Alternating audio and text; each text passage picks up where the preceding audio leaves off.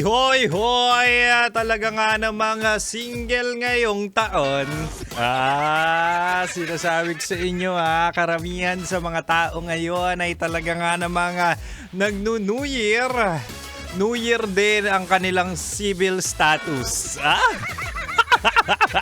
Kapag sinabing New Year ang civil status from in a relationship ay talaga nga namang naging single ngayong 2026. Oo, ang daming ganyan. Alam ko yan. Ang daming bagong taon na talaga nga namang sumalubong na mag-isa at nanlalamig ang gabi. Huy! Hindi, minsan kaya nagkakaroon ng mga conflict, kaya nagkakaroon ng hiwalayan ay dahil hindi ka nag-adjust. In short, pangit ugali mo. Huy! Mahal. Annyeonghaseyo, Kim Chino yung nito. Good evening everyone. Oo, tama ang inyong pagkakarinig. Kim Chino ang iyong napapakinggan ngayong 6 p.m. onwards or 6 to 9.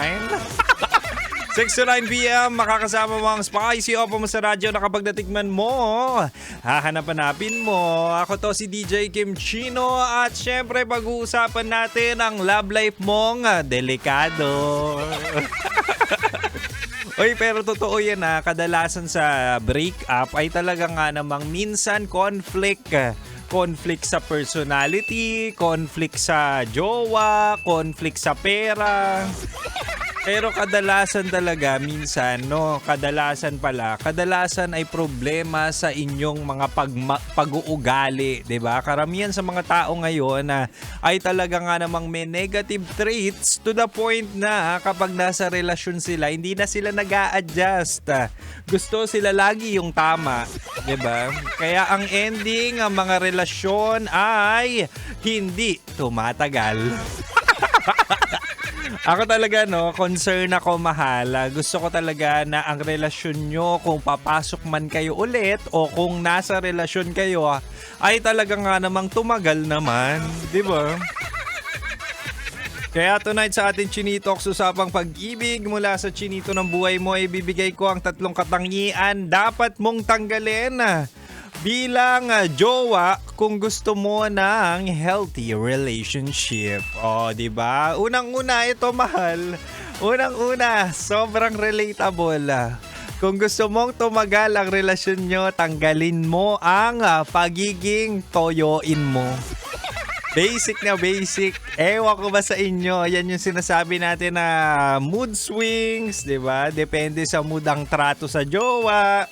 Mahal, hindi pwedeng mahal ka lang tapos kapag okay lang yung mood mo. 'Di ba? Mahal na mahal mo siya kapag okay lang ang mood mo. Tapos minsan magkakaroon ka na lang ng mga walang, alam mo yung wala sa lugar na selos. Ano pa ba? Wala sa lugar na galit, wala sa lugar na pamimisikal. May mga ganyang toyo talaga ang tao, no? Actually, yung toyo hindi lang naman pambabae. Pero gusto ko lang sabihin na madalas talaga yung toyo sa babae. Diba? May mga asawa at jowa tayo na kung saan daig pa ang adobo sa sobrang alat. Bakit? Parang nabuhusan ng 1 litrong toyo. Kapag sinabing toyo, yun yung mga out of the blue na galit.